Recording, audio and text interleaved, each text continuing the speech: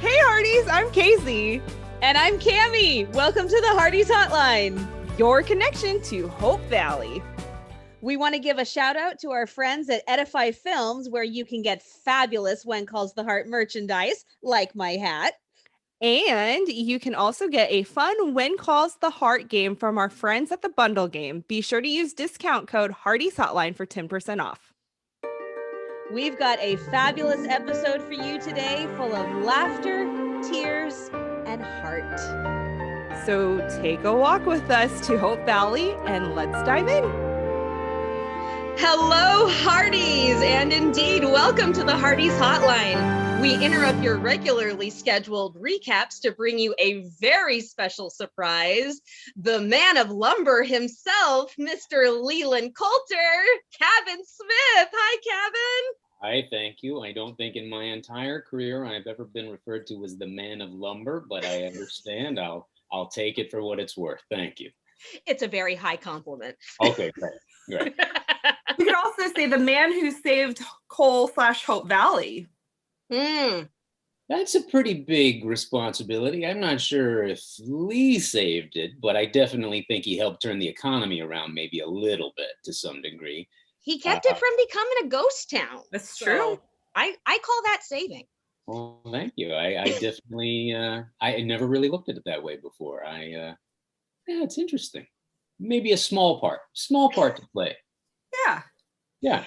Well, and this is a fantastic honor for us because you are the first leading male character to come on the Hardies Hotline. So thank you so much. Well, I'm the guinea pig, eh? I'm the crash test dummy. Okay, let's see what happens. If it goes badly, no one else will do it. Oh, great. That's a lot of pressure. So we don't get any references from you if it goes badly on your part. Oh, thanks. Exactly. No, all the other guys on the show, there's not one guy that wouldn't do it. I've said this over and over till I'm blue in the face, but in my business, it's very rare that you run into a situation where you're working with the same people for as long as we have been now. Right. Hopefully going into a 9th season here. And it would be divine. Yeah, we're certainly hoping. Not just 9. We wanna keep this ball rolling as long as we can. I think everybody's on board with that. But the guys on the show, girls, everybody on the show is kind of wonderful, and that's very rare. I've done this a long time. I've been on a lot of shows, and there's one other show I've done where I liked everybody. Only one, and it was a pilot, and then it was over. So this is very different, and it has really been something. And I guarantee you, if you keep reaching out, all the guys will do this. You have to catch Jack at a very precise moment in time, though. Oh, yeah. You got to wait. Do the same thing you did to me to him. If you call him during quarantine, he's like a child. He's begging for attention. When he got out of quarantine last year, he had no idea what quarantine was when they told him, you got to go up to Vancouver, you got to do quarantine at the hotel for a while. He's like, oh, yeah, great. I'll go down to the gym, I'll work out, I'll go to the restaurant, hang out. And think, no, pal, you'll be in your room for 2 weeks. And by the time he got out, he had a crazed look on his face. He would talk to anybody. He would talk to the squirrels. He was so desperate for some kind of companionship, he talked to anybody. So time it just right, and that's when you got to get Jack. And he'll open up. Yeah, and he's so charming when he's on. When he was ready to talk, when you've been around for as long as he is, if I'm not mistaken, he came over on the Mayflower, so that was what, 1600? 1620. Yeah, 1620. Yeah, 1620. So he's been around the block, and he's got some stories. He's got great stories, and it puts the pressure on him. Now he has to tell the stories. There you go. Jack Wagner, we're coming for you. And so you should. Anyway, my point is that I wouldn't be surprised if you get everybody. They're a very nice bunch of people. Well, we are working our way through everybody. You just happen to be our first male leading character. Well, so you got Pascal as a shock because she's crusty and mean and doesn't want to talk to anybody. I'm telling. She's a bitter old lady. We were texting this morning, so We text a lot. We're quite close. Yeah. I think that's wonderful. I think the kinetic energy, the freshness of the two of you on screen anytime. We'll get more into that later, but yeah, it's one of the rare treasures of Hallmark Channel and TV history, in our opinion. Yeah, honestly, yes. I mean, Mm. and of course we will get into this a little later, but when you guys are together, it definitely lights up. Like we can tell that y'all are having fun. Yeah. When you're working together. A lot of people say chemistry and things like that, and we appreciate that, and I guess that's one word, but really the truth is that it's, if you boil it all down, it's just two kids trying to make each other laugh. That's really what it is. That's what she said. Yeah, all the time. I mean, every take is, because it's not like you're trying to mess with the other person, but we both want to make it fun. We've been doing it for a long time, and I just assume if you have to work, why not enjoy where you work and the people you work with? And we found out very early on working together that we had the same juvenile sense of humor, and we just wanted to crack each other up. And we're not precious about it. We don't take ourselves too seriously. So if she comes up with some funny stuff, I'm very empowering with that. And when I come up with stuff, she laughs at my stuff. So anytime you got somebody that's willing to laugh at your dumb jokes, you build a friendship. And so, yeah, some people call it chemistry, and I appreciate that. Sounds great. But the truth is, it's just two juvenile kids trying to make each other laugh. Like her giving you the hand for the ladies' choice dance. Yeah. That was totally improvised. We have a lot of things. Okay, don't tell the writers this, but a lot of the good stuff is stuff that we just come up with on the day while we're doing it. The writers put us in the right place. They put us in the right place to make those little leaps, but that was one, and that's just, it's just sort of that's the hallmark, quote unquote, of sort of what we do.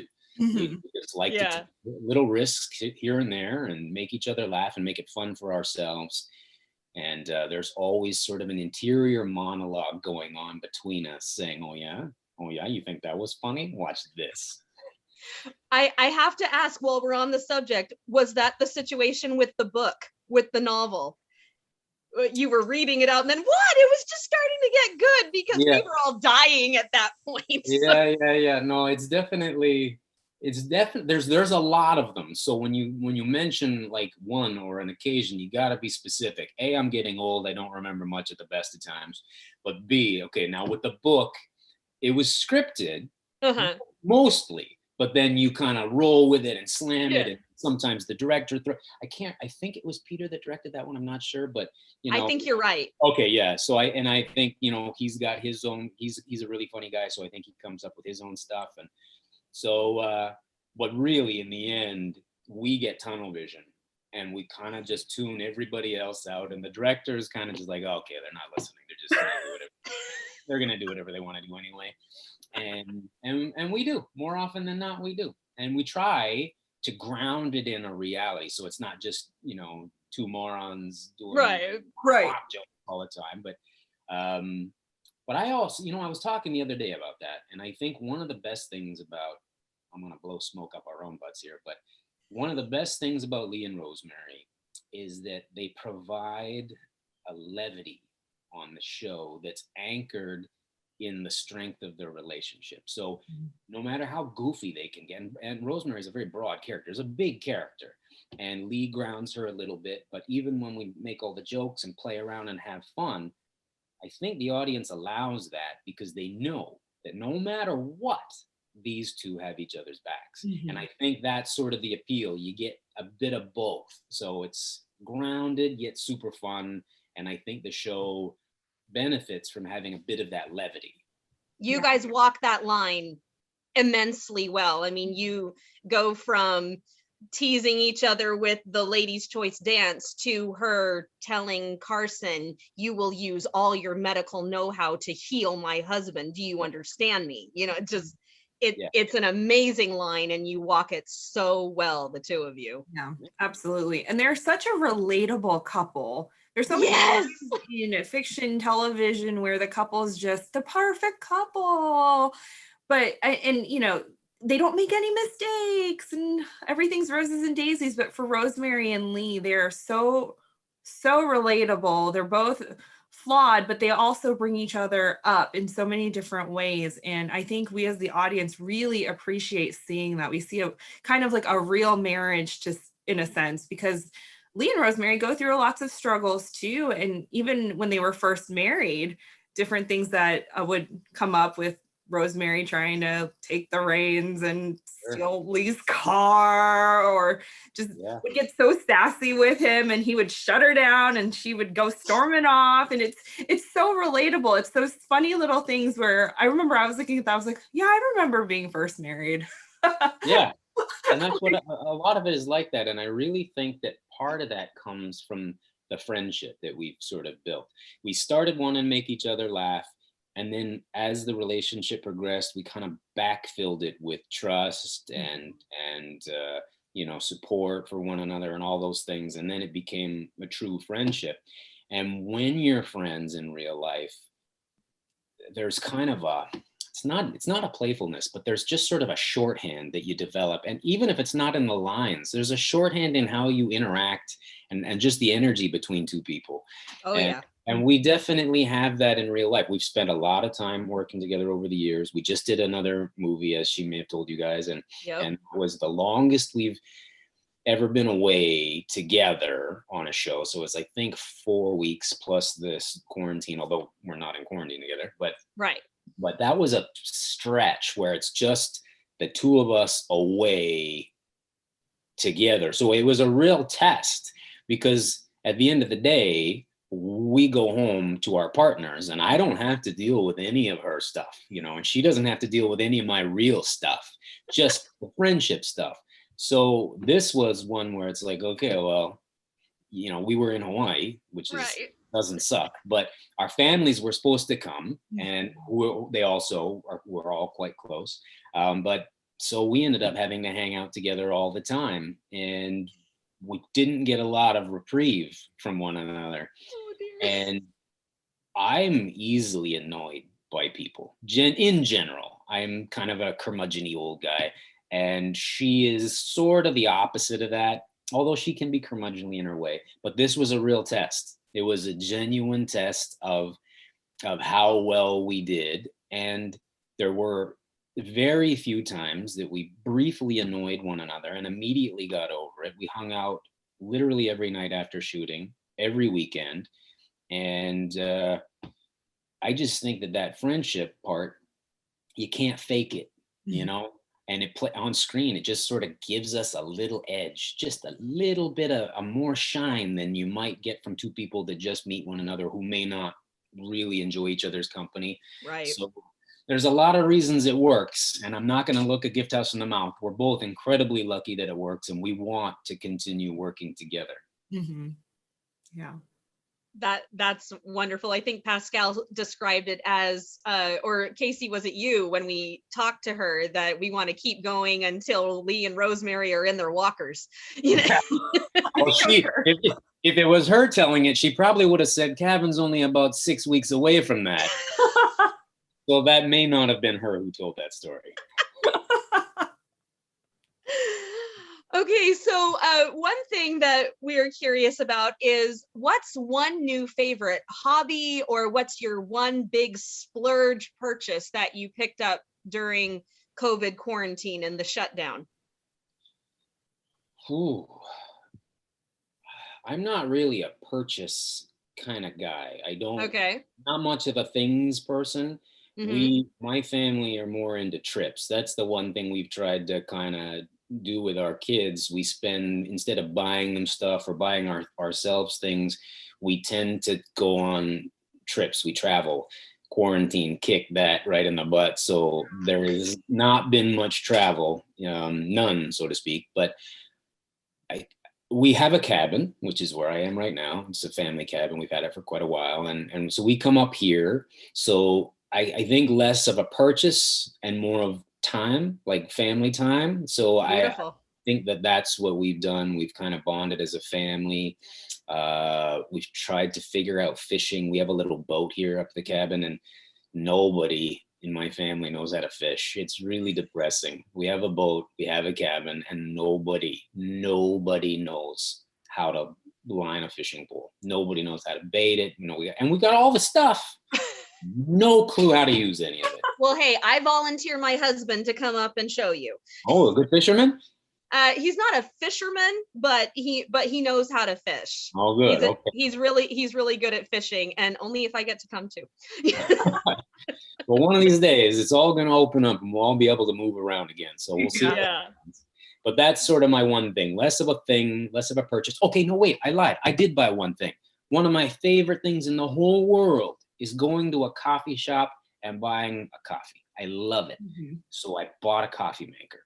Like a fairly fancy-ish one, not crazy, but a nice little coffee machine. And when the kids go off to school, if I'm at home, I'll make myself a coffee and read for about a half an hour. So, ooh. Yeah, man of leisure. Yeah, half an hour. I'll take it. Yeah, I know what you mean. So, are you a coffee connoisseur? Like, do you make fancy lattes and Americanos and all of that fun stuff? I can do all those, but I like what's called a cortado, which is kind of basically between a macchiato and a cappuccino. It's the espresso mm-hmm. with just a little bit more milk than a macchiato, but a little mm-hmm. less than a cappuccino. Gotcha. So it sounds very snobby, I know. I'm just digging myself a hole right here, but yes. I never was into coffee until, my wife and I were together for at least 10 years mm-hmm. before she finally got me trying coffee. And then for years I'd have a sip and then throw the rest away. And then it just became the social thing to do with my friends. And now all of a sudden I'm hooked, and I have 2 a day. All right. So the 250 pounds of Colombian coffee was not a small that stretch. Went back to my house. That came to me. If that was a real thing, I would have taken that. There's not much on this show because it's all from 1919. There's not much I would take, but I would have taken that if it was real. Oh, funny. So we also know, aside now from your coffee snobbery delights or whatever, we know you're really good with food. Yes. So one question we have is, what is the first dish that you made that made you go, wow, I'm really awesome at this whole food thing, and I love doing it? Well, I knew from a very young age. I was lucky. This is going to come across weird, but my folks split up when I was very young. That was not the lucky part. Mm-hmm. The lucky part was that my dad got a nanny, and my nanny, I don't know how we swung this. I was just a kid. I was very young, but my nanny used to teach at the Cordon Bleu cooking school in Paris when she mm-hmm. was a Thai woman, and she taught their Oriental course or something, or taught Thai cooking. And so when she came to us, it was the real deal. I mean, it was like she made all of her own stocks and sauces and mastered pretty much everything. So I developed a taste for it when I was very young. And then she went on, she left us when I was probably about 8 or 9. And by that point, I'd sort of fallen in love with her crepes. So I started making crepes at a young age, and I have probably made crepes tens of thousands of times now.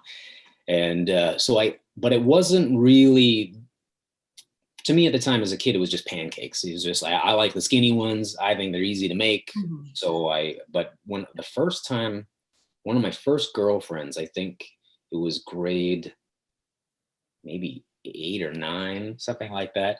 And I invited her over for dinner, and I figured I better cook something nice. So I made chicken cordon bleu at my house as just, I guess, what are you in grade 8 or 9?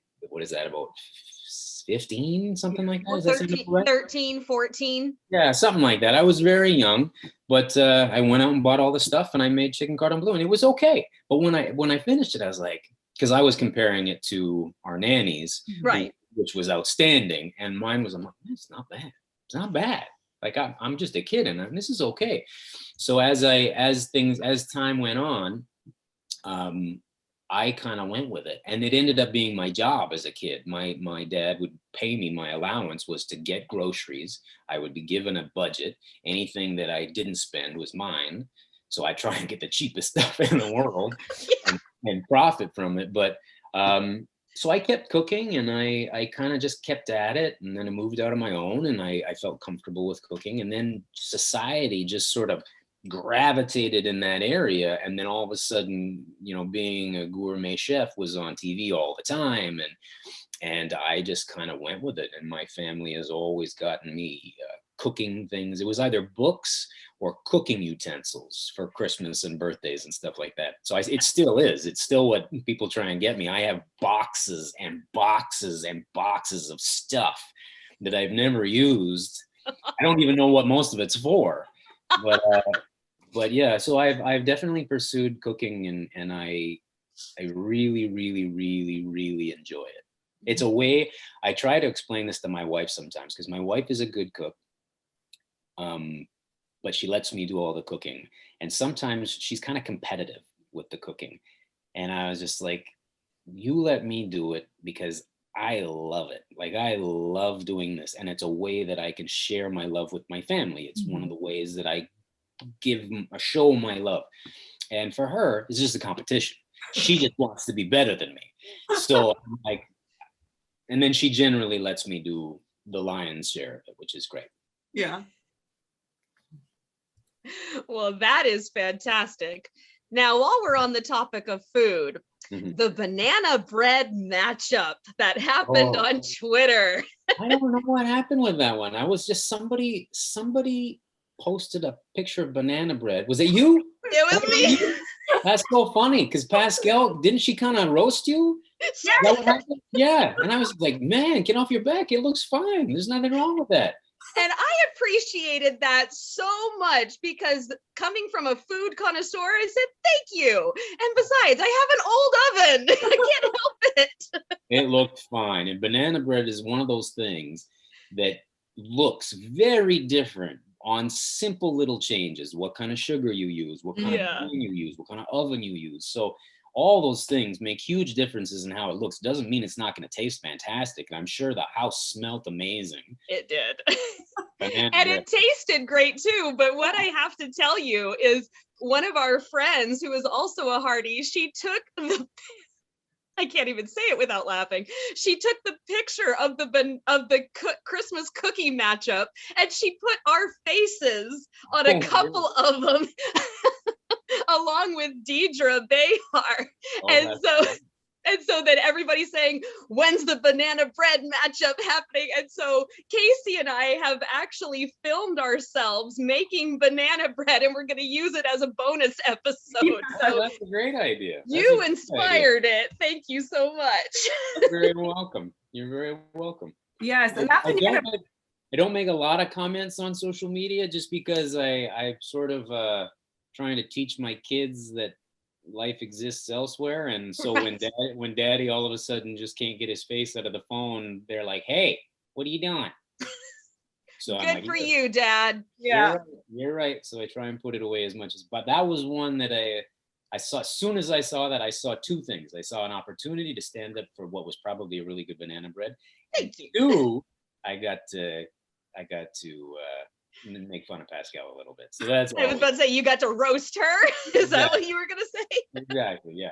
Yeah, that was funny, because all of a sudden my phone just blew up because I was tagged in it. Cammie and I spoke with Deidre Behar, and we had asked her, what's one thing that you've been doing during quarantine? And she said she's been making banana bread, which had inspired Cammie to make some banana. So I made it kind of in her honor. So yeah, and I was like, what in the world is going on? And then I was like, oh wow, Kavan just commented on Cammie's banana bread, and we all know he's a foodie, so there you go. That's great. Well, that's good. I'm glad. Keep it up. Indeed, I shall. And I learned my lesson with that oven, so now I just turn it in between, and the second batch that I made when I recorded myself came out wonderful. There you go. There you go. Well, let's move on from banana bread to Christmas cookies. The Christmas cookie matchup. Now, I know it's been a little bit, but I mean, that was really fun for us fans to see you guys in more of a reality show Real setting. element Yeah. as yourselves and not as your characters. Do you have any fun behind the scenes stories you can share about that? Oh yeah, there was a lot of fun behind that one. It was, I think Pascal and I were shooting something in Ontario, and Aaron called us and said, listen, would you guys consider, the network is trying to do something to help promote the show. Would you guys consider doing some kind of a baking challenge show? I was like, absolutely, yes. Are you That's kidding? right up your alley. That's right up my alley. So I was like, for sure, I would be into that. And then when it came to pass, it was not exactly what I thought it was going to be. Uh-oh. I've never been on a reality show in my life, so I think it was a very interesting endeavor. Mhm. And it's really hard work. First of all, it's quite challenging. You really do bust your butt for that time. The time they say you're working your butt off. Mhm. And the best thing about that show was that obviously Kevin and Chris were on the show, and they were newish, so we hadn't developed the same kind of friendships with those guys yet. Right. But then every night they had us staying at the same hotel in town. And every night we would finish the show, go back to the hotel, and all of us would sit down and have dinner together. And it was every night for, I think 7 or 8 days or something like that. And some of us knew each other quite well already, but then the ease with which they came in, and it just sort of opened everybody up, and we really started to gel as a larger group. And then the drive to and from the hotel, everybody was laughing and having a great time, and everybody was great at kind of mocking themselves a little bit. The show itself was something else, because reality TV producers and directors and stuff like that, they're not used to dealing with actors, and actors aren't used to being treated the way that reality TV people are treated. So there was some growing pains, because they tell us what to do, and we're like, no, I'm not going to do that. That's silly. I'm never going to do that in a million years. And they're like, no, Try again. Yeah, they're like, no, you'll say it. I'm like, no, I really won't. There's nothing you can do to make me. So it was there was some growing pains in the first couple of days. I don't know if you guys know, but when you're doing a show like that, we were shooting in a studio in Los Angeles, and they had set up each station, but you don't have a sink. So there's no running water. So you can't wash your hands as easily. So you have a bucket of soapy water on the floor, and in between you're like, got to wash your hands, sanitizer, and get all your things on and go again. It's so crazy to have all this stuff going on and no actual running sink right in front of you to work with. So that was really challenging. That makes sense, because when I bake, I'm a freak about washing my hands, salmonella poisoning people. Well, nowadays everybody's a freak with washing their hands. And I don't know if we're all going to go back. I think we have to have these kinds of things now. We were told, I think this would have been in January, we were all called and said, there's some possibility of doing another. Would you be interested? And it was so funny, because when we finished last year, we were all like, never again. Because it was so hard. It was really hard work. And then time heals all wounds, though. And like childbirth. Yes, exactly. You never know when you're going to do that again. But we got to January, and they asked, and we were all like, yeah, that was fun. We'll do that again. Expect we get to stay at the same hotel. We'll have the same dinners every night. It'll be a great bonding experience again. And then things got shut down, so it didn't happen. But well, who knows? Maybe someday, maybe some other day we could do that again. It was a lot of fun, but it was really hard work. Yeah. It was definitely fun for us to watch. It was and more time for sure. What was that, Casey? Oh, I was gonna say that was a really cute baking show. Think Yeah. reality competition show. So And maybe more time will heal more wounds. You know? Yeah, you never know. You never know. yeah. So let's move a little bit more into your Hallmark movie projects, Mm. which, by the way, you pick really good ones. Casey and I were talking about it, and just, is there one that Kavan has done that you don't like? No, there really isn't. Well, thank you. What would you say, besides When Calls the Heart, what Yeah. would be your favorite Hallmark project that you've been involved in? Well, there's been very little downside to any of them. I did a few, like a long time ago, before I sort of became kind of a mainstay there, and even those were fun and I remember them fondly. But then in more recent times, there's really just been one with Kelly Martin, and then there was the two with Pascal, and then the one I wrote a year and a half ago or whatever that was. And all of them great experiences. I learned tons from all of them, but without question, the one that we just did is a sort of a passion project that we took on, and it is definitely the most genuinely, well, because it's a two-hander, it's Pascal, it's genuinely the most us. And it all came about because we were doing the second Bride movie, and our Hallmark exec came to set to visit, and Sam, and she told us that one of our friends, a director, Martin Wood, who has directed many of the When Calls, Yeah. was doing a movie in Fiji. And I felt like I'd been kicked in the stomach. I'm like, what? I'm right here. I've been shipped. Anybody could have called me. I want to go to Fiji. How can I go to Fiji? So they thought I was just joking around and being funny, but I no, right away I was like, well, if they're sending him, they got to send us. I want to go to Fiji. And we started talking about ideas, and Sam was there, and I think she just thought I was kidding. And I was like, no, if we come up with an idea, would you help us pitch it? And she was like, yes, you come up with an idea, I'll vet it, and if it's good, we'll try and pitch it. So essentially, right after we finished that one, I went to Pascal, because we do want to always keep going. I mean, this is just fun for us. So I was like, what do you want to do? What do you want to be? And she just kind of instantly out of nowhere just said, I want to be a really uptight travel blogger who's never been anywhere. I'm like, great, I'll be the exact opposite. Let's go, we got a show. So we ran with it, and we didn't really care where it was. We just wanted some sort of exotic locale, and it would work as in the context of it being a travel show within a travel show is the idea. And then we kind of ran out of time before the next season of When Calls happened, so we had to postpone it. But as we were doing this, I didn't write this one. This was written by Rick Garman, who wrote the Bride movies as well. Yeah. Really great guy, great writer.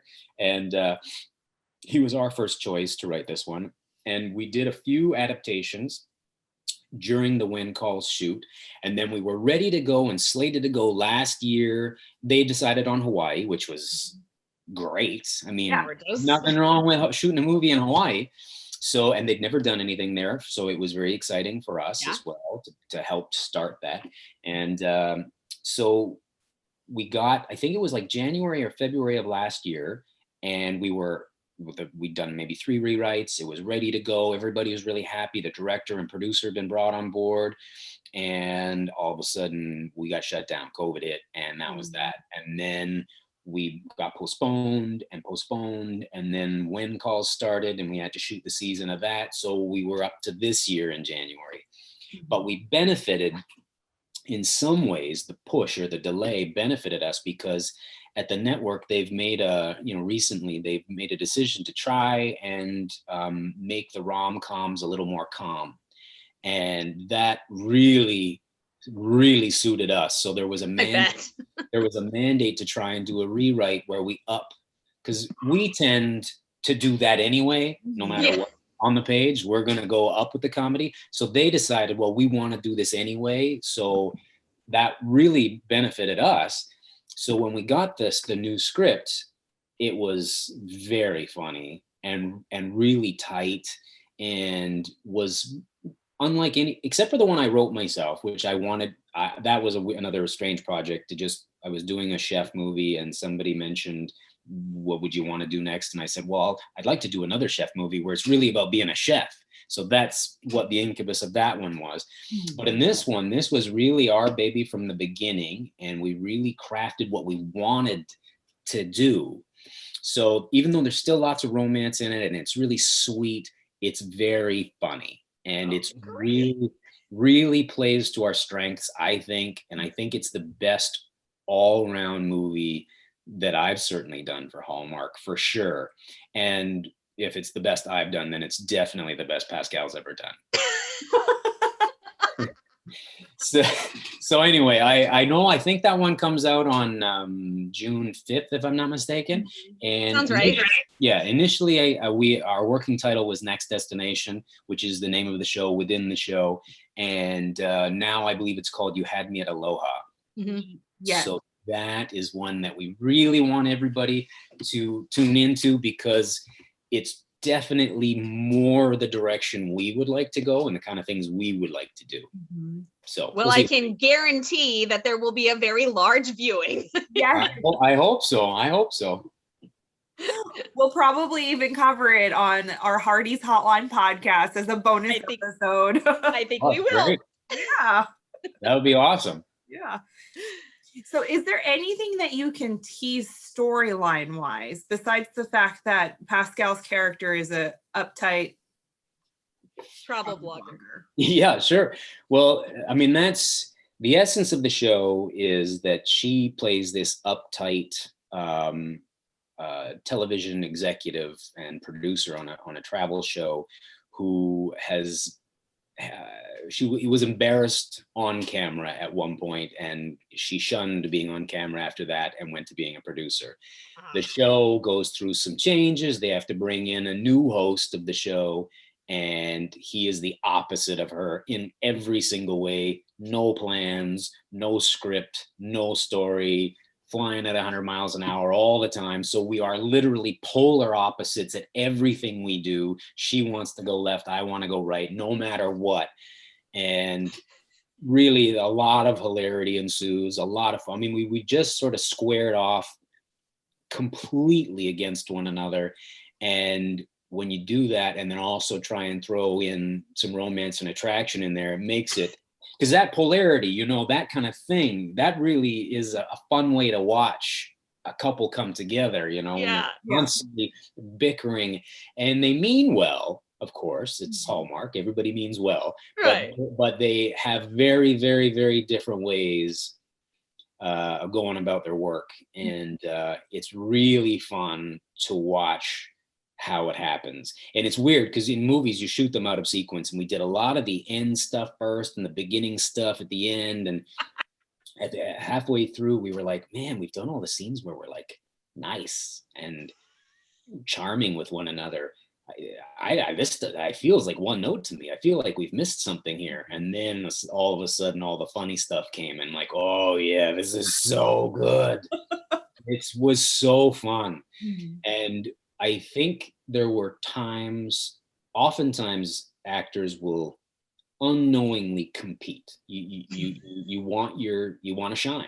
And are you sure it was unknowingly? Yeah, maybe knowingly. Yeah, okay, you got me. But with she and I, we're pretty supportive of one another. But this one was written in such a way that there's plenty of times for each of us. So you didn't have to try and steal it when it wasn't there for you, and you could be supportive of the other actor. And we each had so many of those key moments in the show. And I know the director just yesterday, his name was John Putch. He's a really, really great guy, great director, super funny guy in his own right. And he texted me and said that he had handed in his cut. So he thought it was super funny, and hoping that they keep it the way it is. So fingers crossed. Yeah.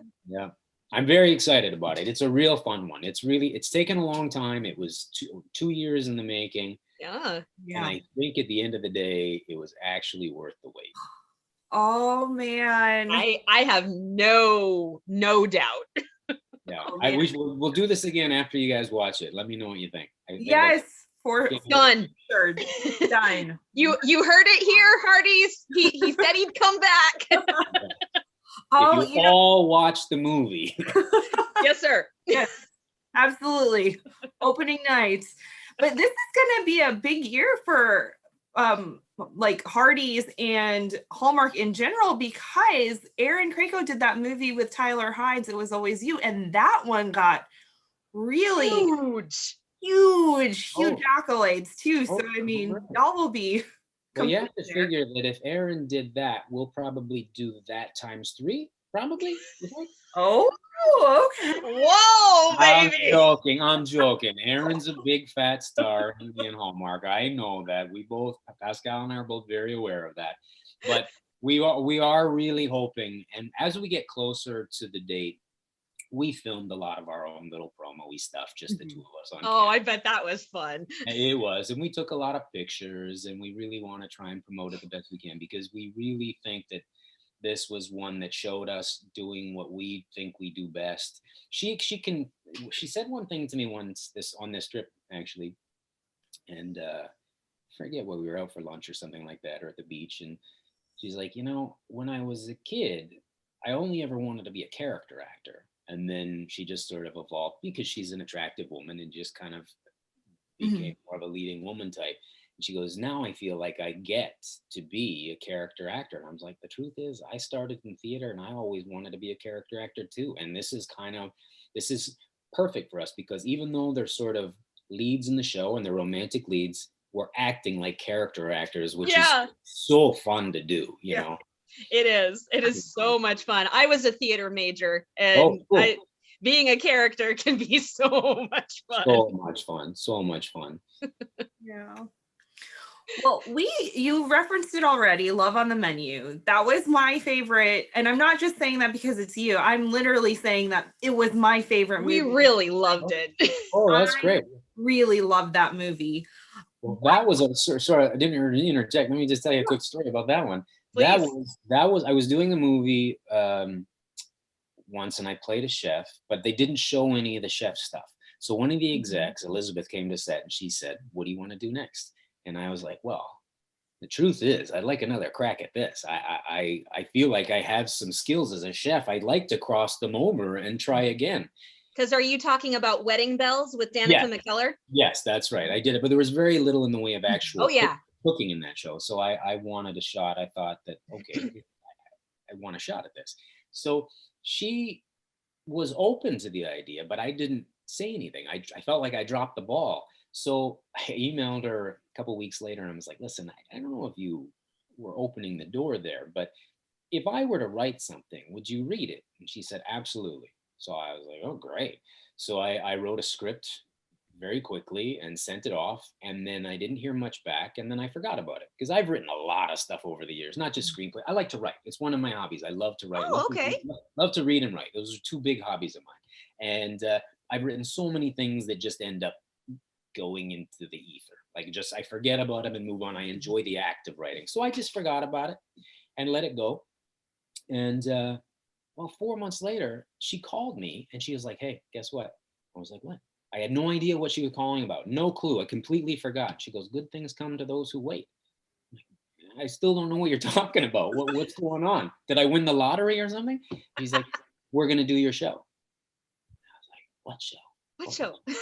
She goes, the one you wrote. And I was like, oh, wow. Oh my God. So anyway, we ended up doing it, and it was a fun. Anyway, now go ahead with your question. If I didn't answer the question there, what's your question? Well, that was my question. Was what inspired you to write a screenplay? And that's actually pretty fun. Like, hey, you know what? I'm gonna write my own movie. Yeah.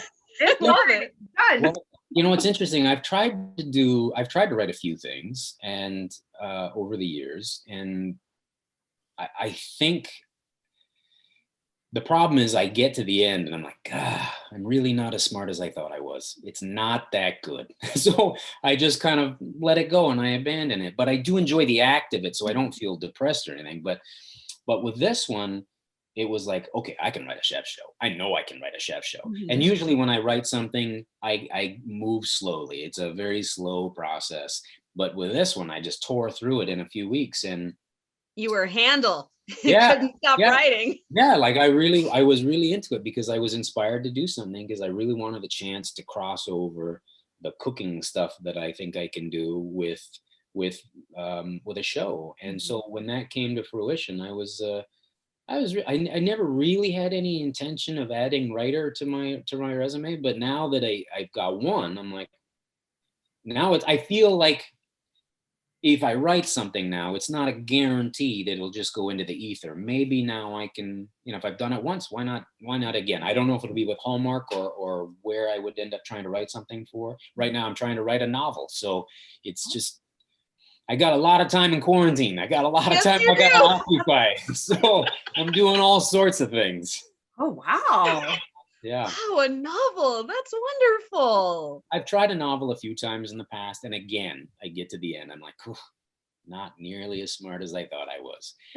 But I'm learning. And I think I'm getting a little bit better with each attempt. So who knows? I've written a kid's book. I've written a few other things over the years. And I just enjoy it. It's a lot of fun for me. I get a lot of satisfaction with writing. One of the things about acting is that in the end, even if you improvise and add things that you shouldn't be always, it's still not really yours. And you're going to be edited, and it's going to be cut, and you're going to be, it's not a true expression of what's in your mind or how you want to express yourself artistically. When you write, and even a screenplay is the same way. But when you write a novel, and I'm not necessarily writing it to try and publish it, I'm writing it because it's therapeutic and cathartic for me.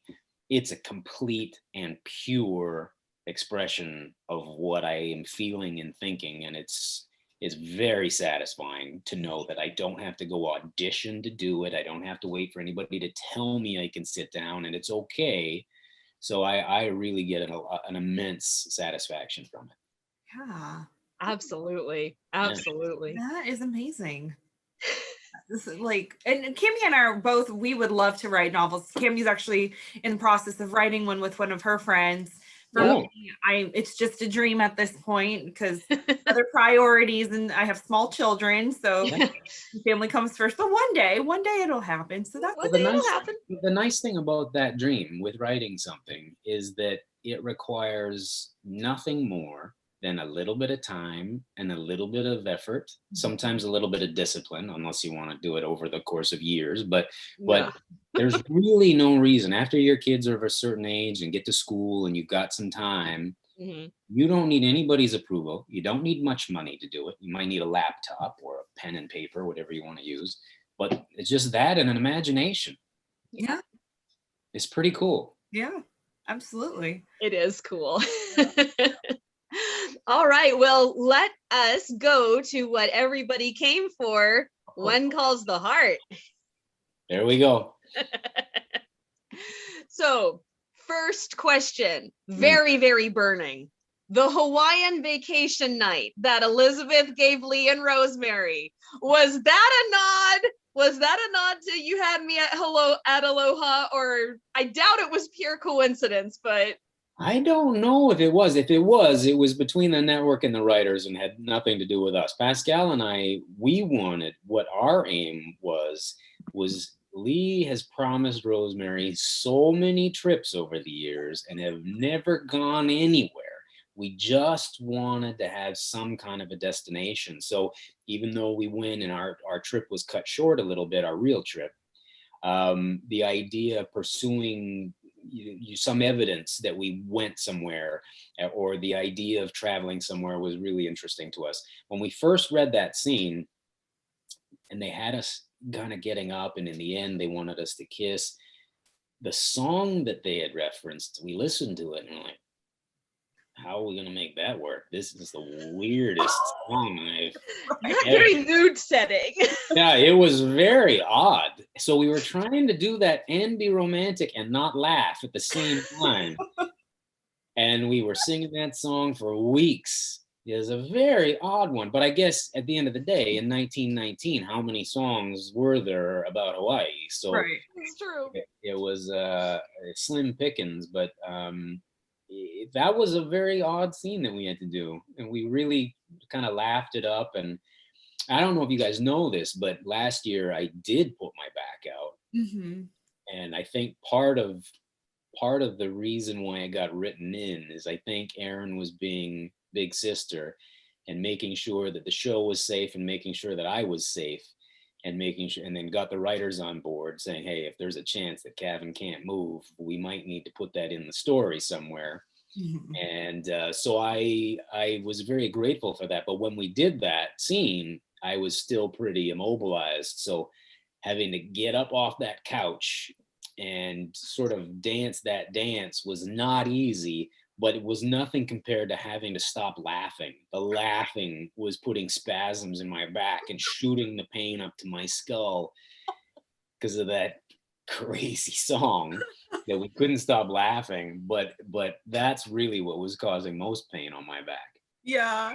Yeah. Well, did you progressively feel better throughout filming? Because that was a really early on scene. Yeah, it was early on, but I think they just kind of, in the beginning, I think they were trying to cover their bases in case it didn't get, in case it didn't get better. And I'm much, much, much better. It was just this, I've always been athletic. I like to do sports and stuff. Mm-hmm. And I got to 50 and I was like, I'm determined to get in the best shape of my life. So I started lifting heavy weights. Oh dear. Dumb idea. And I started doing heavy deadlifts and heavy squats, and I paid for it by, creating a problem in my lower back. So I stopped all that nonsense, and I have since I'm not totally back to normal, but I'm well on my way. It's taken a long time. Surprised. You could mess with your back. It can take a while. Oh, yeah. So all of that residual stuff with the back brace and all of that, you were still experiencing pain. It wasn't just a one episode thing. Oh yeah, no, I remember Peter was saying, he goes, remember, your back hurts. I'm like, I know. Does it not show? Does it not show? I can barely move. I'm like turning my whole body to look at things. And he's like, yeah, just remember, your back really hurts. I'm like, oh, shit. Got it. Check. I know it hurts. But it's it was probably an issue. I finally started to get comfortable and not worrying about walking and stuff about halfway through, and then it slowly, just over time, just avoiding lifting heavy weights at 50. I don't know what I was thinking. So I stopped doing that, and now everything is kind of finding an equilibrium again. It's great. I feel like myself. Yeah. So besides the soup spoon feeding incident from season 2, what is your favorite Lee and Rosemary moment? Because Pascal told us about the soup. Mm-hmm. Yeah, the soup one was really definitive because we knew each other a little bit at that point. Yeah. We laughed a little bit. She's quite not closed, that's the wrong word. She's private with personal things.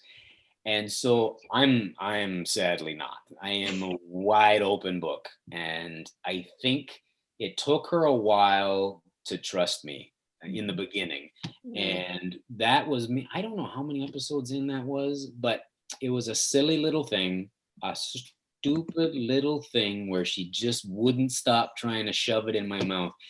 And at first I was like, yeah, really funny. Haha, funny. Okay. And then I'm kind of like, okay, now this is actually pretty funny. This is really kind of funny. She's not going to quit. And I appreciated that. I thought, okay, that's my kind of sense of humor. And then that was the sort of the start of us really just trying to take it to one another. But there have been so many, and there's so many of the story, so often the fun is behind the scenes. Yeah. We did a scene, was it last year when she has the chicken pox? Was that yes. last? Yeah, okay. It was season 7. Mm-hmm. Yeah, so season 7. So we did a scene where I come in there, I'm beside the bed, and then I walk out and I close the door, and she's gonna sneak out. And I just planned it. I'm like, I'm gonna stay right here and I'm gonna scare her to death. So we opened the door and she freaked out. we kind of had it on tape, but because it wasn't planned for, we didn't. So the next one is that she sneaks out and then I sneak out behind her and follow her out. But we do a lot of the fun stuff doesn't always end up on camera. The things that really make us laugh. There's been all sorts of funny things over the years. And because, again, a couple of juvenile delinquents trying to make each other laugh, sometimes they're fart jokes, sometimes they're just, burping before you. I mean, silly little things just to try and get each other going. But they're really, I mean, I could go on and on and on and on with the times that we've tried to make each other laugh. Oh, that's classic. I did So love let's- that scene with the book throwing in the air when she had the chicken pox and you just scare the crap out of her. Yeah. No, I literally had to pause it because I was laughing so hard. that's good. It was super funny. Yeah. She didn't know that was coming either. So that she didn't. No, the first time we did it, she had no clue. So as far as this, she knew I was gone and I'd supposed to have gone down the hall and she was going to sneak out and then sneak around the corner. And that was the end of the scene. So that's all she knew. So when I opened the door and I screamed, she was genuinely terrified. Yeah, she had no clue that was coming. Oh, that's beautiful. Awesome. I get, that's another thing too, when you know everybody. I mean, it's funny. I've done quite a bit over the years, and one of the things that everybody wants to know is, were there any pranks? Anything fun happen on set? Mm-hmm. I keep thinking, look, I'm not George Clooney. I don't make $20 million a movie, and I can put the whole movie on pause while I'm playing a practical joke. I can't. I don't know what they're thinking I'm going to say. But on this show, because everybody knows each other so well, and all the directors, the producers, the director of photography, all the cast, we know all the extras. There's tons of the extras are the same people we've had for years. Yeah. We're all friends. Like, everybody knows everybody. That's so wonderful. You can get away with stuff that you wouldn't. Like, I would do stuff on this show. Like, if I went and did another movie for somebody else and I was just, Joe Blow number 3 or whatever, like, I would not try things that I would try on When Call to make people laugh. Yeah. So there are opportunities on this show to have some fun that you wouldn't necessarily take on other shows. Right. Let's talk about Lee himself for a second. He's been a constant there in Hope Valley since season 2, and he's become kind of everybody's go-to guy for advice as well as go-to for a laugh. What do you think is the biggest lesson that Lee has learned from being in Hope Valley, and then turn it around? What is the best lesson that you think that he's taught somebody? That's a really good question. I can answer the second part first. Okay. Because this was a conscious decision when I went in. I always wanted Lee. I always wanted him to sort of be, there's a lot of me in Lee, but one of the things I'm not is super relaxed and chill and patient.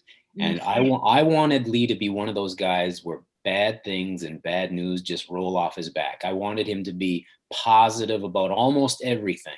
And over the seasons, we've seen that there are things that rattle him and stuff like that. But on the whole, especially with Pascal's character, with Rosemary being such a large character, I wanted Lee to balance that. And I wanted things to just, slide off his back. I wanted him to be really just calm and sure of himself in ways that I'm not. and I think that sort of, that kind of, it's all going to be fine. Everything's going to be okay. There's something about that I find really appealing. I like people like that in my life. I don't have many of them. My wife and I we're the exact same, so we freak out all the time. But I like to have somebody who's like, hey, it's all good. Everything's going to be just fine. So I always wanted Lee to be of that ilk anyway. And And I think that obviously, like I said, there are moments when he stumbles and bobbles things up, and I find those moments charming and funny. But I think what Lee brings to that town is that sense of everything is going to be all right. Even though we know in television, and even with, you know, with strong characters like Elizabeth and things like that, that they're gonna land on their feet. We know that. Lee has this sort of calm sense of, hey, it's okay. Everything's going to be really good. Yeah. And I always wanted that. And so I think that that's the one thing that he brings to the town. As far as what the town has taught him is, I think, as we slowly figure out his backstory and where he's from, and as an actor, you come up with these ideas and these plans. And then, of course, the next season, like, oh, that's where he's from? Okay, well, I have to throw whatever my backstory out the window. So there's more and more of that coming in. But now that we're piecing together his past a little bit, and we know the stuff about his brother and his parents and his sister, and I think that Lee was alone for a long time and was had to live a very solitary life and find that balance that he brings, that kind of everything's going to be okay, that inner strength that he's built. And even though it's not a facade, it's something that's genuine, it's there. I think community is what he's getting out of this. The idea that he's not alone, that it's not just the relationship with his wife, but it's Hickam, it's Jesse, it's Elizabeth, it's now Joseph, it's everybody, you know. And I think that, and even Jack in the beginning too, I mean, there was all these people that he just started finding his community. And I think that's what the show is really all about. I think that's what most people get out of the show, is that sense of, I'm not alone and I have an army behind me that will help lift me up when stuff gets too heavy for me. And I think that everybody has those times when it's just too much. You can't bear the weight anymore. And I think that this town that we've built is just this sort of metaphorical place that lifts people up. And I think that's what Lee got out of this, was this sense of community and that he's not alone. Yeah, that makes complete sense, especially now that we know a lot about Lee's backstory and his issues that he had with his sister and losing his parents very young. But yeah, that makes a lot of sense. And of course, Hope Valley is the perfect place for him. Community. Yeah. Community. Absolutely. Yeah, I think he just kind of became, I think the town made Lee, if that makes sense. Yeah. You know? He came in with part of his personality, the town gave him the rest. Yeah, that makes sense. What is one thing you'd like to see Lee try to do in future seasons?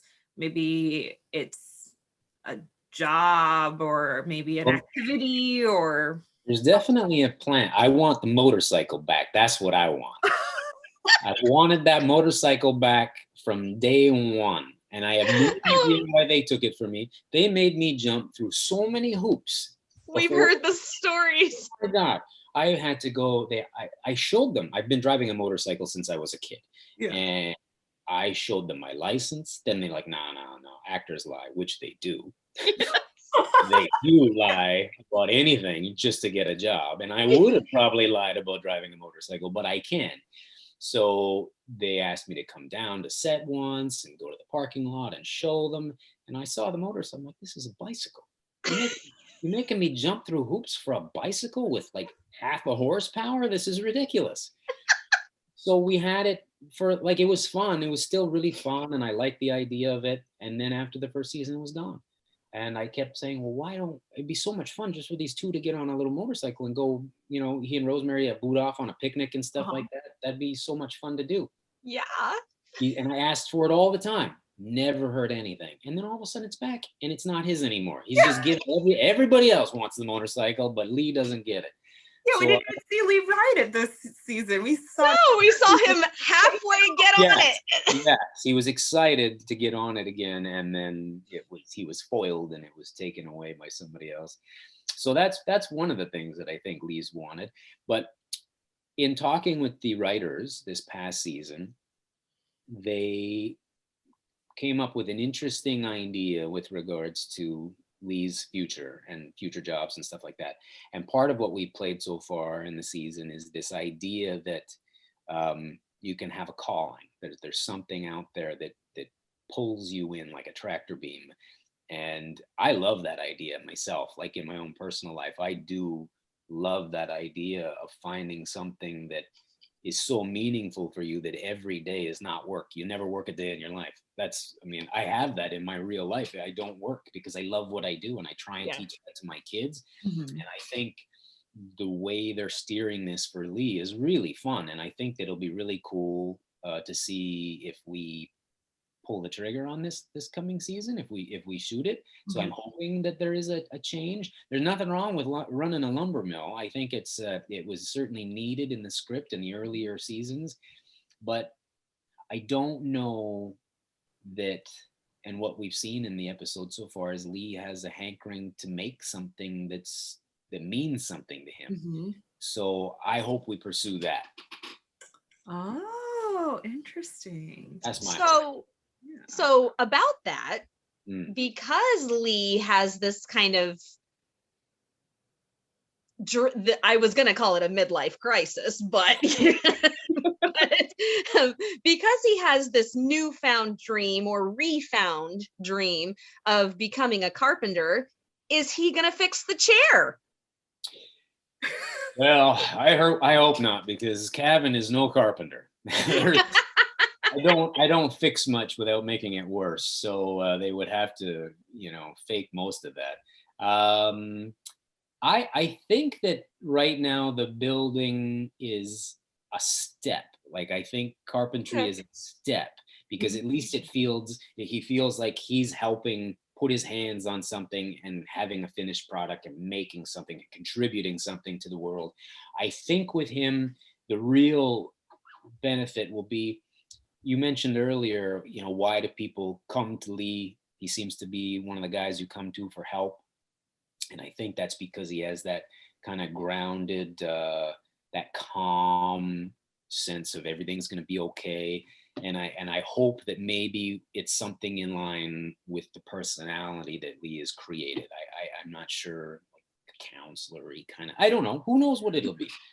But I hope it's something in that vein. Yeah. Okay. I still remember in season 4 when Jack and Lee are sitting across from each other and just talking. And Lee says, "Is it really so bad up north that you have to go?" And Jack says, "It's worse." And Lee doesn't tell him to go. He just sits and listens. And all he says is, "We all have a calling, Jack." And that scene made me cry, because I just said, here are these two men who have built this wonderful friendship with each other, and they don't get a whole lot of quiet time together. And here they are confiding in each other, not strong arming either one of them. And it was just such a beautiful moment that it brought tears to my eyes. Oh, I'm glad. Those simple moments are very enjoyable to shoot. I like doing those when it's just two people, no gimmicks. I mean, believe me, I love the gimmicks. I love coming up with some funny stuff, but I also really like a very genuine conversation that has meaning and poignancy. I love doing those scenes in any show where it's really just two people having a real conversation about something. And I do remember shooting that scene, and I do remember him saying that, and just supporting that and saying, "Hey, yeah, we all have a calling. You got to do what you got to do." And I love shooting scenes like that. So maybe we'll do some more of those. I mean, I hope that Lee and Joseph develop a friendship. Oh yes. In the coming years. I mean, Viv and I are friends in real life. Don't know him super well, but we've known each other for quite a while, and I want that because he's got so much charm on screen, and I'd like to pursue that.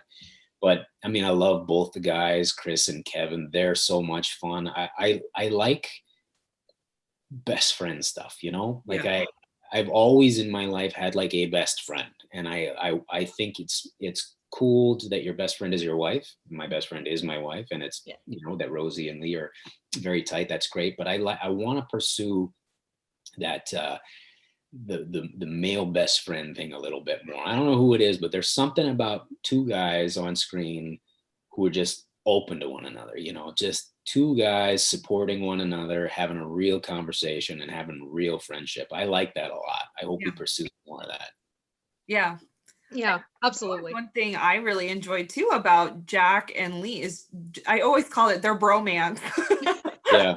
But I think it's because you both do, you and Daniel Lissing both, you have that certain kind of chemistry where it does come off as a really genuine conversation, and you almost get lost in that moment thinking like, oh, that, like, I sometimes forget they're your characters, you know, you're not for real in that moment. So I always like that. And I certainly hope for sure that Lee and Joseph become besties as well. I feel like there's a lot there. I feel like there's a lot of life that they've both been through, and I feel like they can really connect on different levels and bring it to the audience. Yeah. Maybe Nathan and Lee will become best friends when he teaches him how to drive. Yeah, that's true. That's true. That is true. I remember shooting that scene. Oh my God. I very seldom get uppity on set. And I got a little uppity that day because it was Kevin and I were shooting. It was so cold. It was so cold. And Peter DeLuise was directing the episode, and he's very specific with what he wants because he's going at 100 miles an hour. Yeah. And I was supposed to be fixing a rear light or something like that, or a flat tire on the back of the car. And my hands were literally frozen, and I couldn't do the movement. And I had snot dripping out of my nose and freezing, and our hair was just, it was so windy. It was just, and I think Kevin was it his second season, that one, I think? Yes, because it was season 7. So. Yeah, okay. So it was his second season. Everybody was starting to get closer and closer, but he still felt like he didn't want to complain. So he was being stoic and his best, but I felt quite comfortable enough to complain. So I was like, Peter was being very specific. I'm like, dude, my hands don't work. So we're going to have to shoot around this. Got to do something else. I got snot coming out of my nose that's frozen to my lip. We're gonna have to figure something else out. And then we got back to the green room in between takes, and Kevin was like, I gotta do more of that. I want to do more of that. Like, it's not a good idea. It's probably not a good idea. I didn't win any friends today with my personality, but sometimes when it's really cold, maybe bad Lee shows up.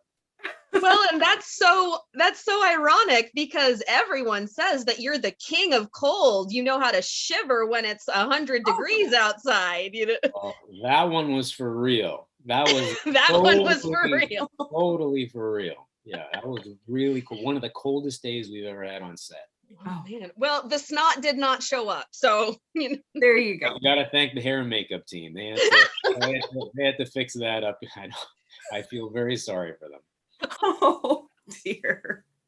With Joseph, he's supposed to be the town preacher, or he may be wanting to talk to Lee about being the town preacher. What is Lee's position that, like, why Lee? I guess is what I'm asking. Why would Joseph need to ask Lee about becoming the town preacher?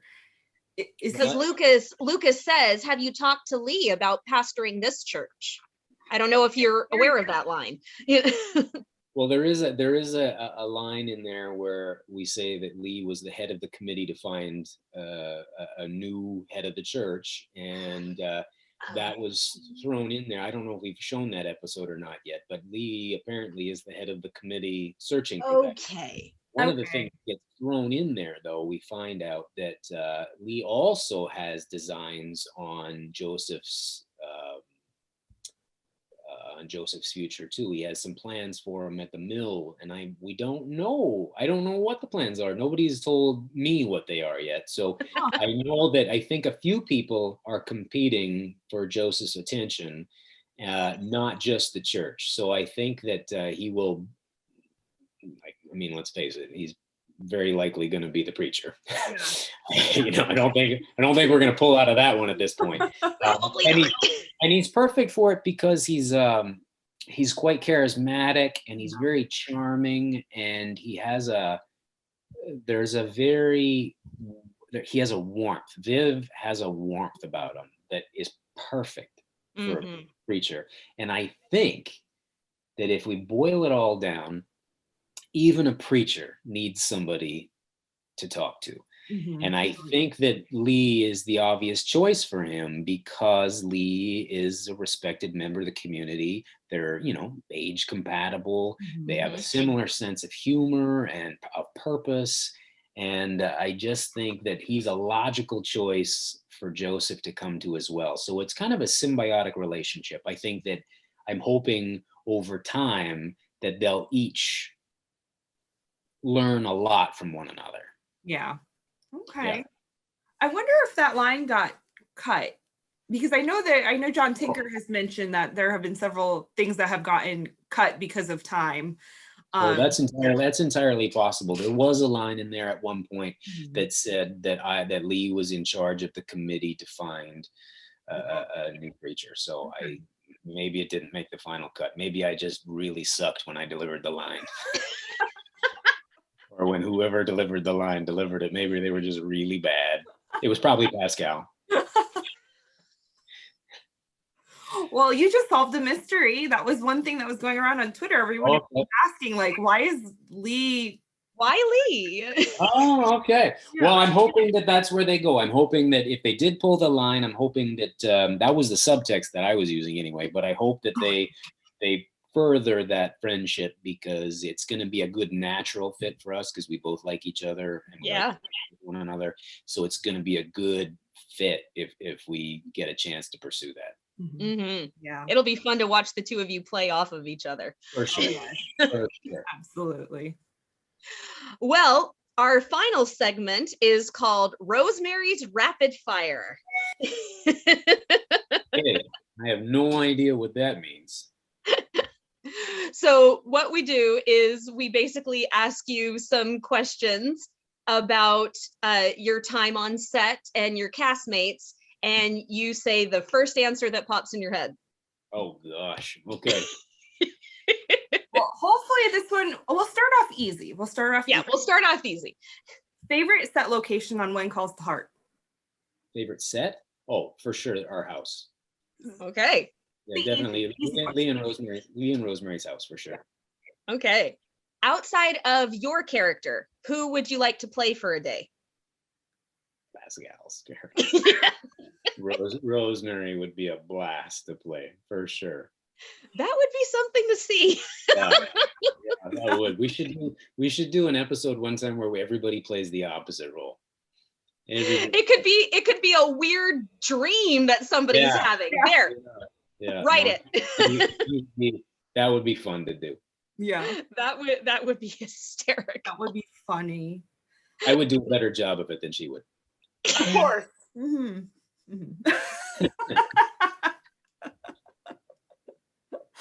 And only if she could play Lee.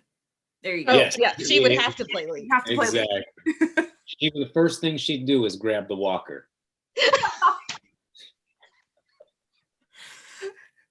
Or she can also grab the wheelchair, Becky's old wheelchair, There you go. Yeah, there you go. 3, is it?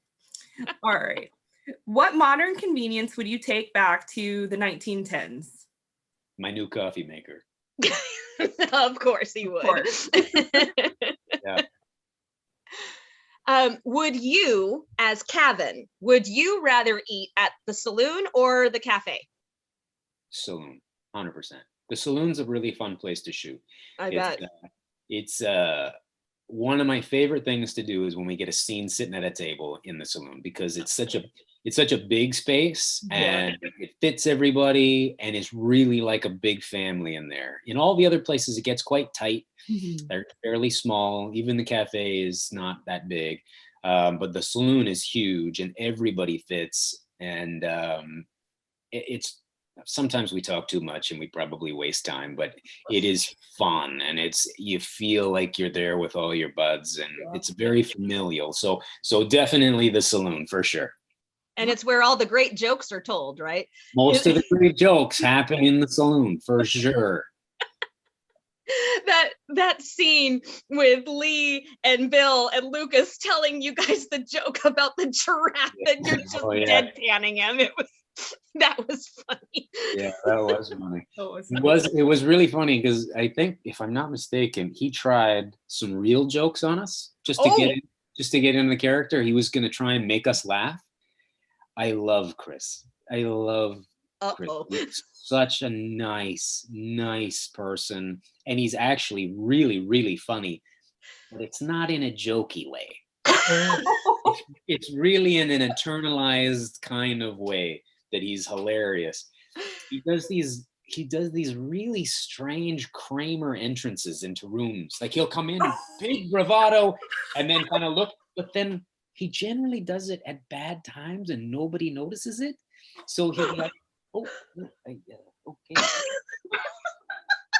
So it's got this weird John Cleese kind of vibe about him when he's doing that kind of stuff. So he's really, really funny, but his joke telling, so bad.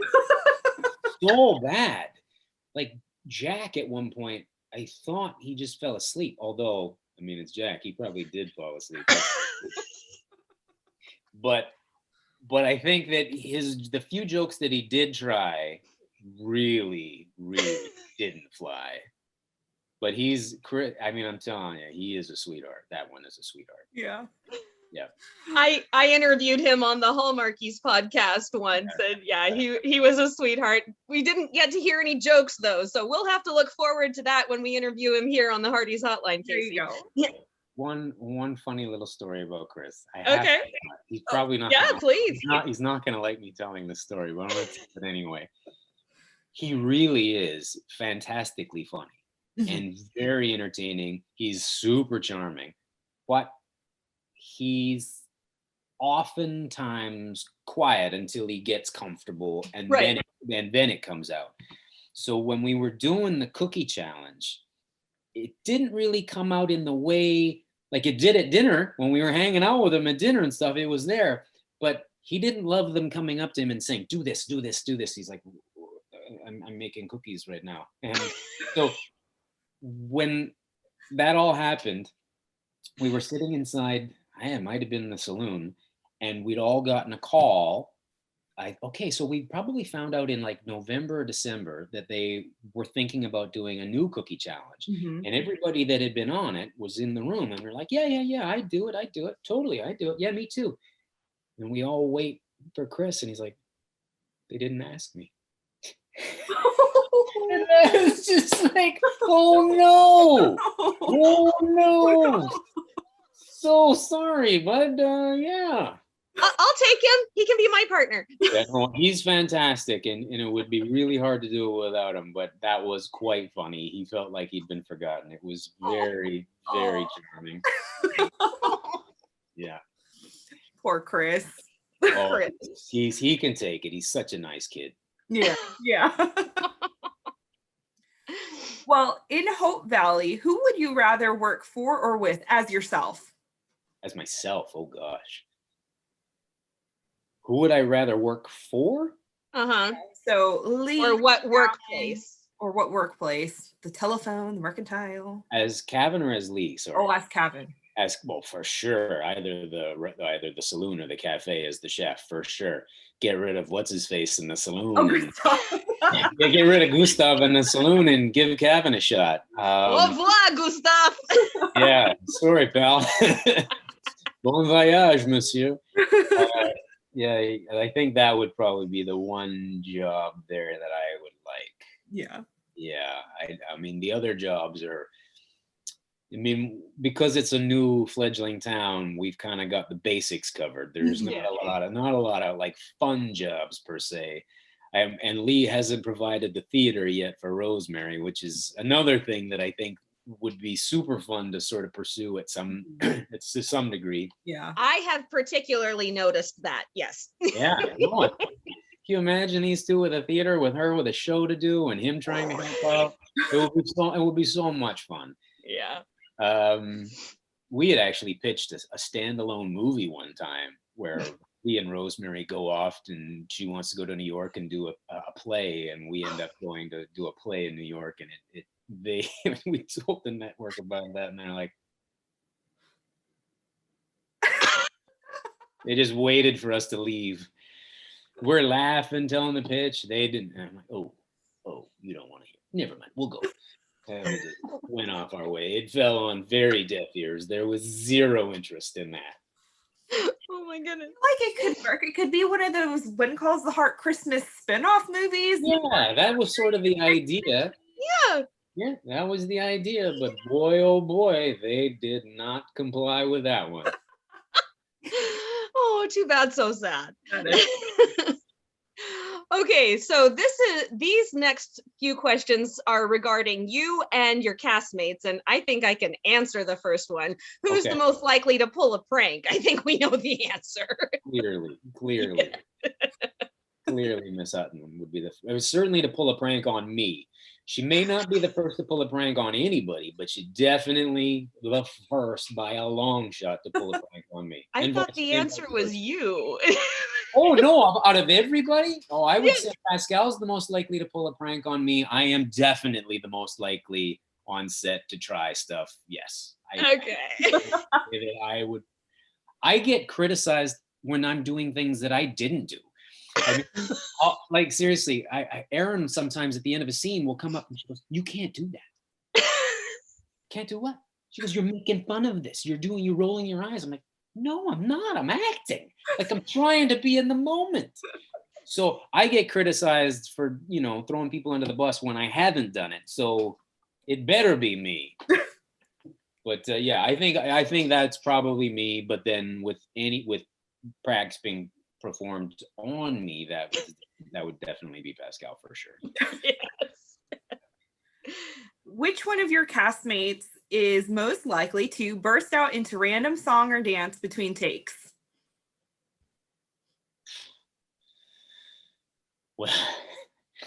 Well, we can't get Paul to shut up. He never stops singing.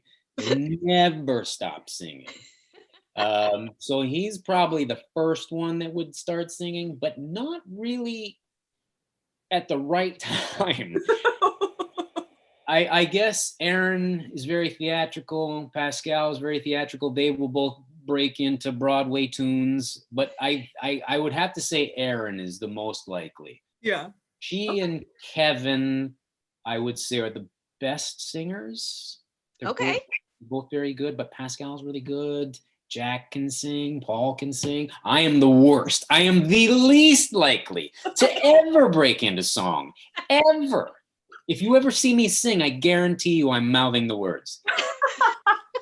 That is a skill that I do not possess. Okay, fair enough. Pascal did tell us that somebody pitched to you on When Calls the Heart for Lee to sing some kind of song, and you quickly shut that down. Oh, yeah. I'm quick to shut that down. I'm like, listen, if you're asking me in earnest and you want Lee to really sing, it's not going to happen.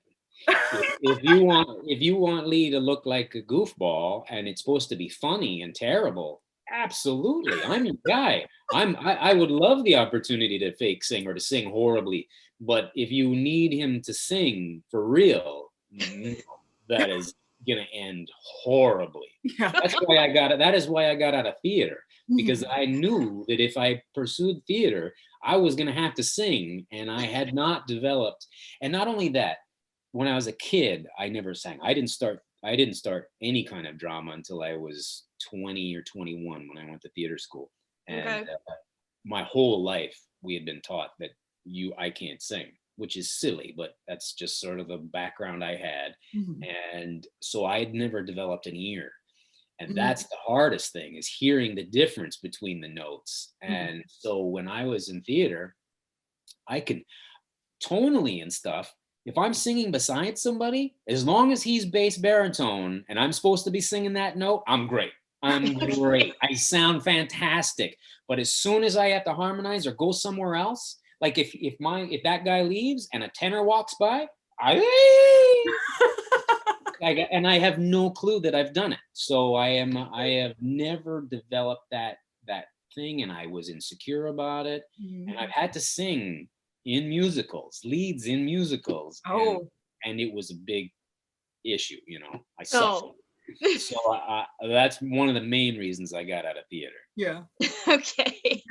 Well, we will not traumatize you any further, and we'll move on to the next question. Who's most likely to be found at Crafty? Without a doubt, Ben. Okay. Ben, I don't know if you've seen the pictures that he has of himself lately. I call him Ben, oops, I dropped my shirt, Rosenbaum. Oh, yes. Doing all these flexing, and he's all chiseled and ripped. He looks amazing. He's so shredded, but he goes up and down. So eating like that is very challenging. It's really hard to do. And he's still quite young, so he's got a metabolism. I don't. So I can't fluctuate anymore. But when he's hungry, that dude, at any given time on set, he's got 9 things in his pockets. Literally. Rice Krispie squares, granola bars, cookies, bags of gummies, and it just nonstop. He'll fast for a while and get all shredded, and then he'll revolt, he'll rebel, and he'll just start eating and eating and eating. Without a question, it's Ben. Okay. Interesting. Yes. Okay. Cool. I think that we all know the answer to this next question. But we'll ask it anyway. Pretty much unanimous all across the board. But who is most likely to laugh or cry at an inappropriate time during filming? Well, I don't know if it's as universally known as you think. So many people on this set laugh and cry, but I think Pascal and I make no bones about laughing and crying whenever we want, without any consideration for anything else that's going on. If we're entertained, we will laugh outrageously loud, and again, Aaron will come over and say, "Please, I'm trying to shoot something here. Keep it down." Yeah. But there's scenes. Okay, this is a funny story. So I forget what it was, but we were shooting a scene outside the mayor's office, and you might be able to find it. I can't really remember what was happening, but Pascal and I were in the background, and we were on this, like right outside the door, and there was a scene happening in front, and they wanted us just there for background, which is a bad idea. We're the wrong people to put in the background, because we won't shut up, and we'll just try to make each other laugh. So there's a thing that sometimes background actors do when they have to talk, and it's some are better than others, but it's kind of a somewhat, I won't say insincere, but it's a little over the top talking, and they're like, and she started doing that to me. Oh gosh. She starts looking at me, and she goes like, "Oh, like, what? You fake talking to me?" Like, I couldn't stop. And then she laughed, and snot bubbles came out of her nose. She was laughing so hard. And then we just broke. And the whole time my back is to camera, and then she just tucks in front of me so the camera can see her. And we're both, you can see our shoulders just shaking the whole time. So we love to crack each other up. And that the fake background talk thing, I can't handle that. I can't, you can't do that to me. I just don't know how to handle that. She threw that at me once. Yeah, we're gonna look for that now. Yeah, I don't know. I forget what episode. It was a couple years ago. I think it was like 2 years ago. Okay. But man, oh man, that caught me off guard. I did not see that coming. And I was like, whoa, oh my God, don't ever do that. Stop doing that. And then she just couldn't stop laughing. And then, oh my God, that was a big one. I lost it on that one. Yeah. So who's the mother or father hen of the group? Oh, mother and father hen, without a doubt, is Aaron. Yeah. This is Erin's baby. You know, she's the lead of the show. She's our leader. She's our public spokesperson. She's the one that looks after everybody. She's so good at it too. You know, she really. There's not many people that I've met in this business who care about the show that they work on as much as she does. Oh. This is, I mean, she takes the fan interaction, she takes the crew's interaction, the cast, everybody that's involved in the show can go to her at any given time and voice an opinion, a concern, a problem. She is a great boss, even though it's really weird to call her boss because she's still quite a bit younger than I am. Right. And we're very good friends. But man, oh man, I am an older dude and I have an older guy's vocabulary, and I say things that are inappropriate and uncalled for at any given time. And she is often coming over to me and saying, listen, honey, you can't say that anymore. I'm like, really? She goes, yeah, you can't. Never say that again. I'm like, okay, all right, it's good to know.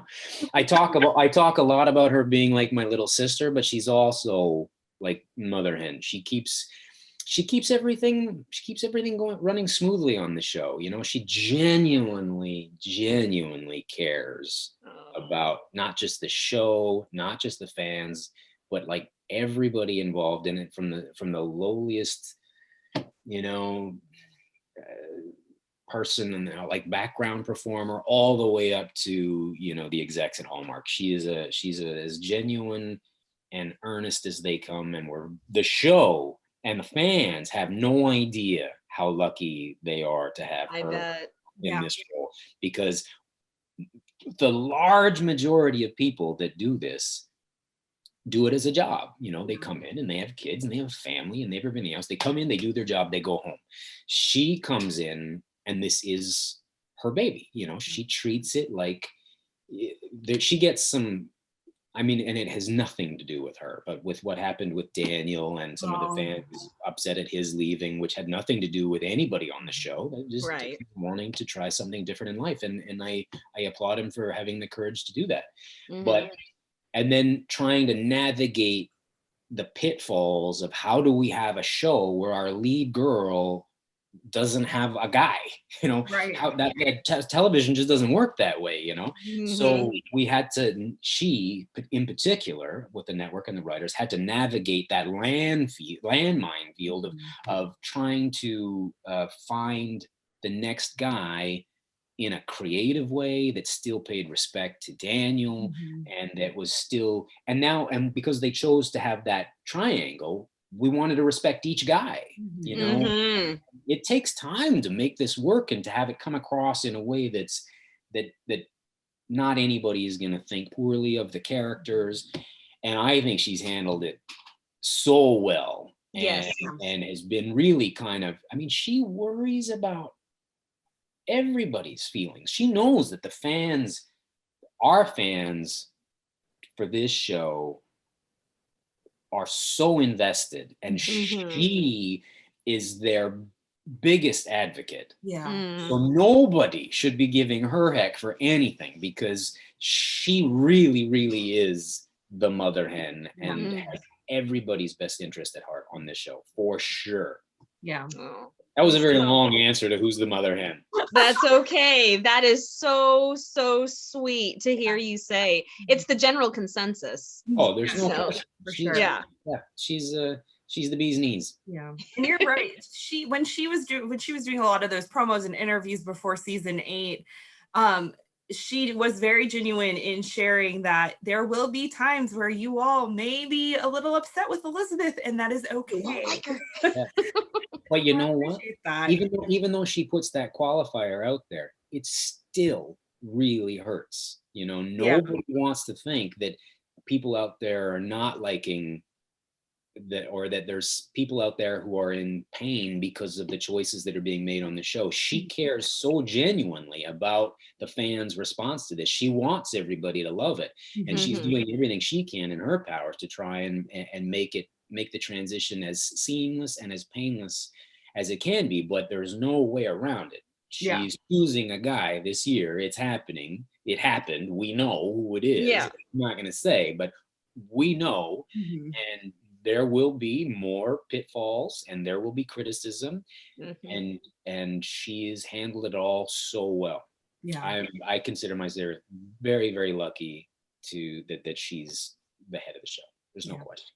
Wonderful. Awesome. Well, Casey and I have both made a pact that no matter who she chooses, we're staying. So good. I'm glad. Everybody should make that same pact. They're both great guys. Absolutely. Both wonderful, and they're both great additions to the show. Agree wholeheartedly. Yes.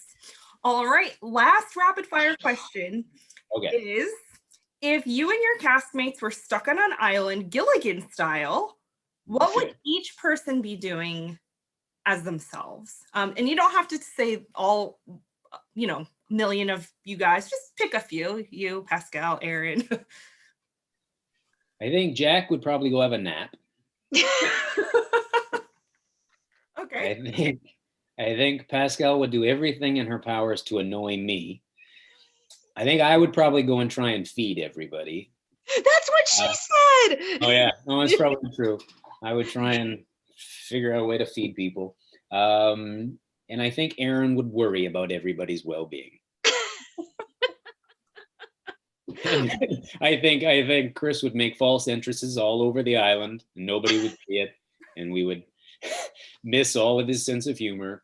And then maybe Kevin would sing to everybody at night. Oh, around the fire. No, just to himself on the other side of the island. No one wants to hang out with that guy. I think Pascal said you guys would be telling jokes. Oh, that's right. Yes. Yes. I think she said telling jokes. And then she also said that you would probably get so antsy and would try and find a way off the island. Because you don't like to sit still. I would need to get away from all those people. I told her many times that I'm not one of those guys that can sit on a beach. I can't do that. I can read on a beach if it's somewhere like in the shade, but I can't just sit and like tan or something. I gotta do something.